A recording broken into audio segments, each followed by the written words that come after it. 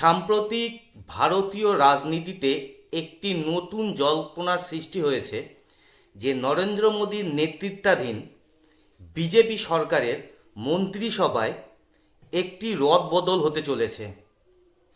কিন্তু এটি বিজেপি সরকারের পক্ষ থেকে কোনো অফিসিয়ালি বিবৃতি দেওয়া হয়নি। বিভিন্ন নির্ভরযোগ্য সংবাদ মাধ্যমের প্রতিবেদনে বলা হয়েছে যে জুলাই 26-এর প্রথমার্ধে অর্থাৎ বা সংসদের মনসুন সেশনের শুরু হওয়ার আগে এই পরিবর্তন হতে পারে। সম্ভাব্য রাজনৈতিক জল্পনা অনুযায়ী যে দপ্তরগুলোতে পরিবর্তন হতে পারে সেটি হচ্ছে একটি ভারতের শিক্ষা দপ্তর, যেখানকার মন্ত্রী ধর্মেন্দ্র প্রধান, এবং দ্বিতীয়ত হতে পারে ভারতের পেট্রোলিয়াম মন্ত্রী হরদীপ সিং পুরী। এটি কিন্তু একটি শুধুমাত্র রাজনৈতিক জল্পনা বা অনুমান। মোদী সরকারের পক্ষ থেকে কিন্তু অফিসিয়ালি কোনো খবর প্রকাশিত করা হয়নি যে এই ধরনের ক্যাবিনেটে পরিবর্তন হতে চলেছে। যদি বিশ্লেষকদের মতে বা রাজনৈতিক আলোচনার পরিপ্রেক্ষিতেই ধরা যায়, তাহলে এটি কি ভারতীয় রাজনীতিতে যে আমাদের শিক্ষামন্ত্রী ধর্মেন্দ্র প্রধানের বিরুদ্ধে যে পেপার লিকের অভিযোগ উঠেছে এবং যাকে নিয়ে সিজেপি অর্থাৎ ককরোচ জনতা পার্টির পক্ষ থেকে দিল্লি যন্তর মন্তরে ধর্নায় বসা হয়েছে, এবং যেভাবে শিক্ষামন্ত্রীর ওপর গোটা দেশের যুব সমাজ ক্ষিপ্ত, সেই যুব সমাজকে শান্ত করবার জন্যই কি এই ধর্মেন্দ্র প্রধানের মন্ত্রিসভা থেকে তাকে সরিয়ে দেওয়া হচ্ছে?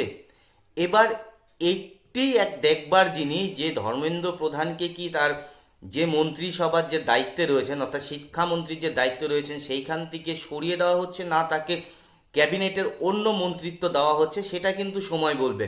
তবে সত্যি এটা যদি হয়ে থাকে তাহলে পরে ভারতের যুব সমাজের একটি বড় জয়, যারা দীর্ঘদিন ধরে এই ভারতের যে এডুকেশন সিস্টেম রয়েছিল, এডুকেশন সিস্টেমে যেভাবে গাফিলতি হচ্ছে এবং পেপার লিক প্রায় একটি নিত্যদিনের ঘটনা হতে চলেছে, সেইখান থেকে ভারতের যুব সমাজের একটি কিন্তু বড় জয় হতে চলেছে। এবং সাথে মোদী সরকারের ওপর যে যুব সমাজের যে ক্ষোভগুলি ছিল সেই ক্ষোভটাও কিন্তু কম হবে। সরকার যুব সমাজের কাছে একটা পরিষ্কার বার্তা দেবে যে তারা যুব সমাজের সেন্টিমেন্টকে মাথায় রেখে তারা যে দাবিটি রাখছিল গভর্নমেন্টের কাছে, গভর্নমেন্ট সেই দাবিটিকে মেনে কিন্তু শিক্ষামন্ত্রীকে কিন্তু তার পদ থেকে সরিয়ে দেওয়া হলো। এটা কিন্তু মোদী গভর্নমেন্টের পক্ষ থেকে একটা ক্লিয়ার মেসেজ দেওয়া হবে ভারতের যুব সমাজের কাছে। এবং দ্বিতীয়ত যে পেট্রোলিয়াম মন্ত্রী হরদীপ সিং পুরী রয়েছে, তাকে নিয়েও বেশ কিছু সমালোচনার সম্মুখীন হতে হয়েছে গভর্নমেন্টকে। সাম্প্রতিক আমরা দেখেছি গ্যাসের সিলিন্ডারে যেভাবে দাম বাড়া, পেট্রোল ডিজেলের যেভাবে দাম বাড়া, এইটা নিয়েও কিন্তু সাম্প্রতিক মোদী গভর্নমেন্ট কিন্তু এই বিষয়টা নিয়েও প্রেশারের মধ্যে রয়েছে।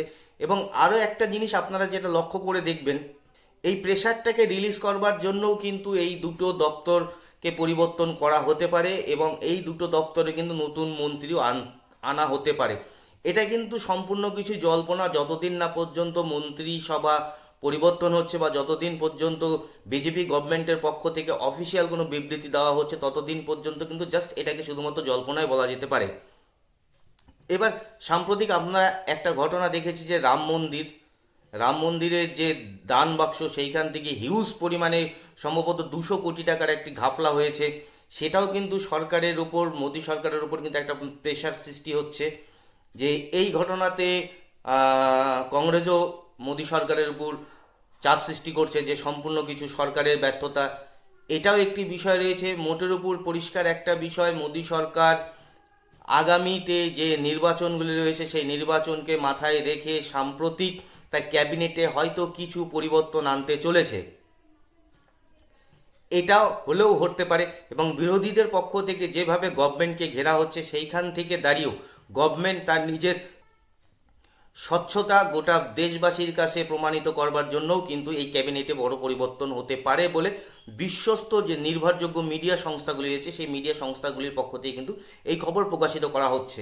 আমরা প্রথম থেকেও বলছি এবং এখনও বলে আসছি যে এটা কিন্তু গভর্নমেন্টের পক্ষ থেকে কোনো অথেন্টিকেশন খবর নেই, এটা সম্ভাব্য সূত্রের খবর বা রাজনৈতিক মহলের একটি জল্পনা। এবার সেটা লাস্ট সিদ্ধান্ত কিন্তু মোদি সরকারই নেবে, এবং সরকার কী সিদ্ধান্ত হয় সেটা জানবার পরেই আমরা সম্পূর্ণ বিষয় বলতে পারবো যে গভর্নমেন্ট কী ডিসিশন নিতে চলেছে। জাস্ট যতটুকু সম্ভাব্য খবর জানতে পারলাম সেই খবরটি আপনাদের সাথে শেয়ার করছি। মোদি সরকারের এই সিদ্ধান্তটা নিয়ে আপনারা কি ভাবছেন অবশ্যই আপনাদের কমেন্ট লিখে জানাবেন। আর যদি আমাদের ভিডিওটি ভালো লেগে থাকে তাহলে অবশ্যই চ্যানেলটিকে সাবস্ক্রাইব করে আমাদের সঙ্গে থাকবেন। সকলে ভালো থাকুন, সুস্থ থাকুন, দেখা হবে আবার একটি নতুন ভিডিওতে।